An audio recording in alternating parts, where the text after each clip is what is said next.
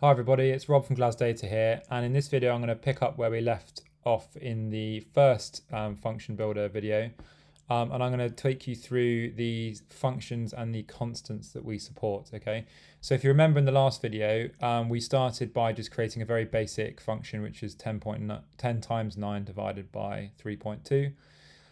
And then we started working with variables, which in this case was just CO2 times by 10. Okay, so we're going to extend this now and do some more sort of advanced mathematics with the variables.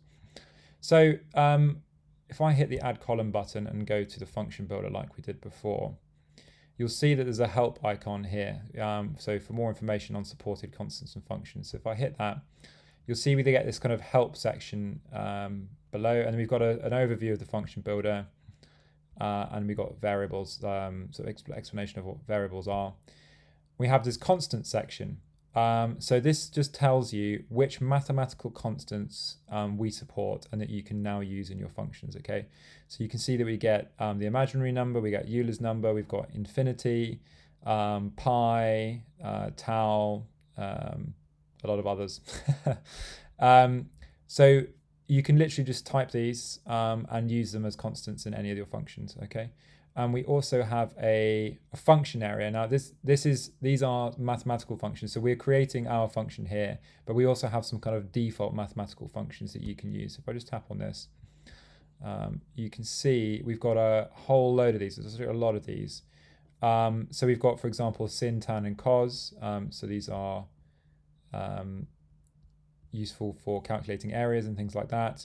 We've got abs for absolute values, ceiling, floor, and each function has a little explanation. So you have the keyword. So for example, let's say we want to use the abs function, okay? We've got the keyword that you need to type. We've got the usage of it. So here's an example. And then we've got the description of it as well, okay? So for example, let's say that we want to calculate the absolute variable. So absolute just means make it positive for those of you who aren't aware. So if we just say, for example, abs -10, and then if we hit create on that, you will see basic functions. If we create that, you can see there we get +10, okay? And if I just double tap on that, you can see we get the mathematical notation for that.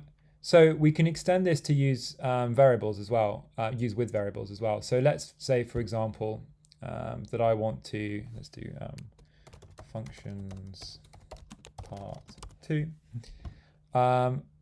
Let's say that I want to get the square root of CO2, and I want to divide it by pi times 0.97, for example. Now, I'm not entirely sure why I'd want to do this, but I'm just giving you a demonstration. You can see that these constants and these functions get highlighted in blue, okay? So any supported keyword is highlighted in blue.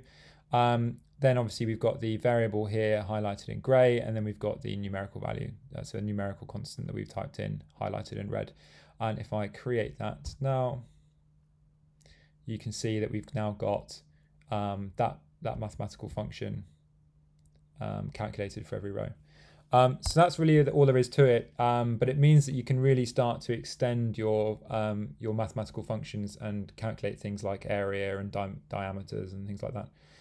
I'm going to create one more video that explains how to use more advanced variables and the advanced actions. So look out for that one, but in the meantime, happy maths.